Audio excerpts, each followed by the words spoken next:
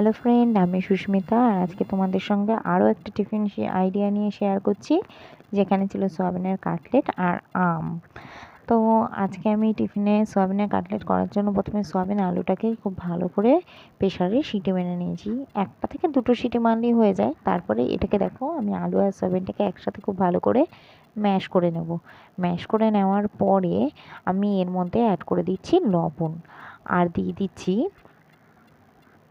দেখো কুচনো পেঁয়াজ। প্রথমে পেঁয়াজটাকে খুব ভালো করে কুচিয়ে নেব, যাতে খেতেও ভালো লাগে আর মুখে খুব বড় বড় হয়ে দানাও হয়ে না থাকে। আমার ছেলের না মুখে পেঁয়াজ যদি বড় বড় থাকে তখন আর খেতে চায় না। এরপরে দেখো আমি লবণ অ্যাড করে দিয়েছি, বেসন অ্যাড করে দেবো, দিয়ে একটু ভালো করে মেখে নেব।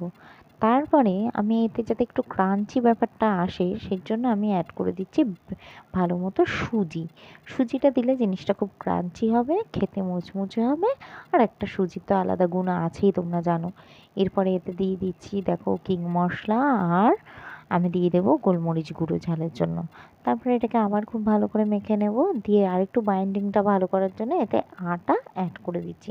আটাটা দিয়ে খুব ভালো করে মেখে নিয়ে যখন দেখবো যে হাতে গোল করার মতো হয়ে গেছে, নুনটা একটু কম মনে হলো দেখো একটু নুন দিয়ে নিলাম আমি এবার দুই হাতে না ভালো করে তেল মাখিয়ে নেব।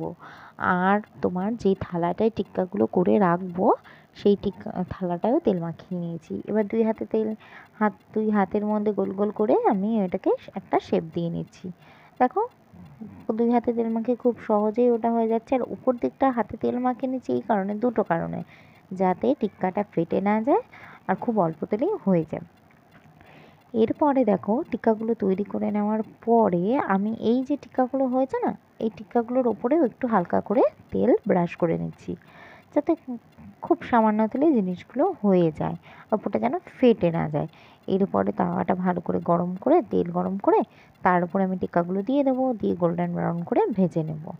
তো আজকে তোমাদের টিফিন আইডিয়াটা কেমন লাগলো? আশা করি তোমাদের এই সহজ আর সিম্পল টিফিন আইডিয়াটা খুব ভালো লেগেছে। ভালো লাগলে একটা লাইক, কমেন্ট, শেয়ার আর সাবস্ক্রাইব করে দিও।